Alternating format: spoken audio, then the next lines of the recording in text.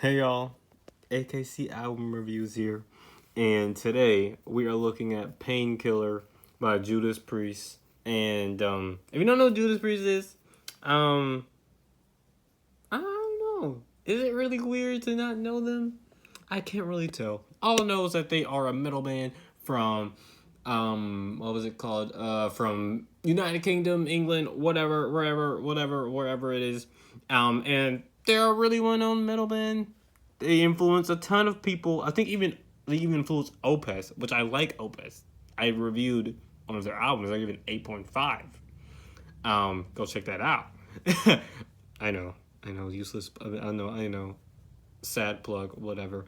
But anyways, this is their album Painkiller, and I'm just ready to get into this because this is like insane. First of all, let's look at the album cover. Look at this album cover. Look at this. This shit looks incredible. Like, the art is actually really good. And it's just so much stuff happening. But it's just crazy. Okay, now enough talk about the album cover. Let's get to the music. And first, we're going to start off with the title track. Painkiller, that's the first track on the album. And right off the bat, this already shows you what this album is going to be about. This is going to be kind of like a mind-melting, funny pun, because later it's a song that has something to do with that in a way. But it's just a mind-melting song. The riffs are insane. It has 2 bridges, and both of the bridges are very good. They just go ham. And the vocalist, oh my gosh. So this is actually pretty decisive. Decisive. Some people don't like the vocalist, and I can definitely see why. This is like saying that, like, you know, why people might not like Danny Brown. But no. He kind of like gives it this certain flair. Like, he adds to the music. Like, I think of it like how people say like MC Ride. Think of MC Ride as another instrument on Death Grips when he's yelling. That's kind of how I make him out to be on here. Like, he just goes insane on like the vocals. Like, and each one of these tracks are kind of like meshed together, which is one of my complaints about this album. They all kind of mesh together, but they all have like this certain quality about them that makes them different and unique and makes them sound better than one another. For example, like I said, the title track Painkiller, this 6-minute epic song about the painkiller, which is like on the album cover. That's the painkiller. The dude with the wings, yeah, dude, that's the painkiller. With the motorcycle that's a dragon that has saw blades as wheels, hex yeah, that's the painkiller. And he just talks about how the painkiller is coming to get you. Then we have Hell Patrol, and it's literally just about Hell Patrol. But I think that makes it unique is the fact that like it's shorter than Painkiller, and it like has just as much impact. All guns blazing, has like the guitars go with the chorus. All guns blazing. It's very catchy. Then we go to Leather Rebel, which is probably my least favorite track on here, but that's not really saying much since I think it's like an 8.5. So the fact that my least favorite track on here is an 8.5 is kind of telling. But the reason why I don't really like this track that much is because I just don't really like the lyrics.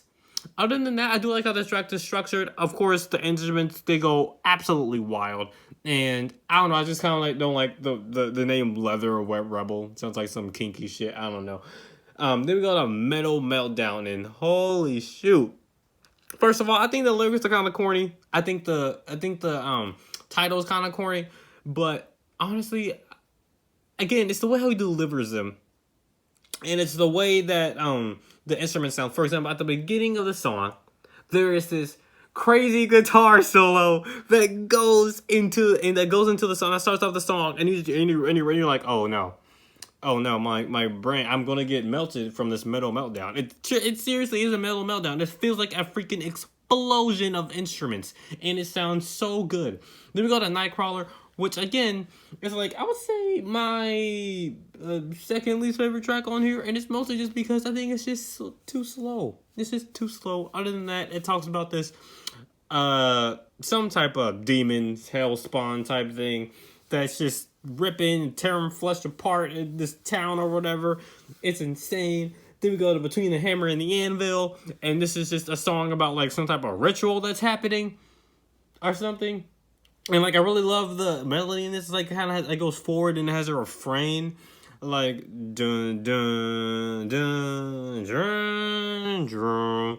It kind of feels menacing, and it feels like, oh no, I shouldn't. Something's happening. Something bad is happening. And yes, something bad is happening because of the song. One bad thing is not happening, and that is that the song is not bad. It's very good, in fact. Then we have A Touch of Evil, which I should have said this at the beginning, but I've already listened to one of Judas Priest's albums, and it was called Defenders of the Faith, and that was an 80s album. And I don't like 80s synths. I don't like most 80s pop music or 80s music in general, but they use synths in here, like the 80s sounding synths in here, and it sounds super good. It sounds extremely epic. It sounds like it's like I don't know, I won't say the end of the world, but it definitely sounds like something grandiose. It sounds cinematic. A lot of this shit sounds cinematic and in your face. Then we go to Battle Hymn, which is pretty much just the calm before the storm. This is like my third least favorite track on here. I mean, it's mostly because it's just too short. Why is it so short? It's only like 1 minute. Are you kidding me? It makes for a good interlude, but come on.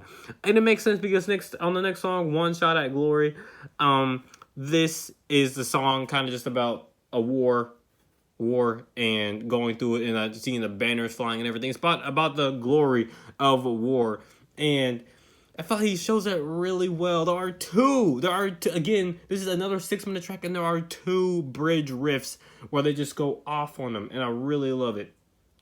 I like left and right. This album just hits you. It hits you again with like these tracks that are so rich with instrumentation and talentship. Like, it's crazy how this is the same with the Defenders of the Faith. I do not like that album, like, not at all. But it's crazy how these are the same people who did that. I am actually honestly amazed. Like, I look at this track list and it's literally just banger after banger after banger. I explained this to my dad last night.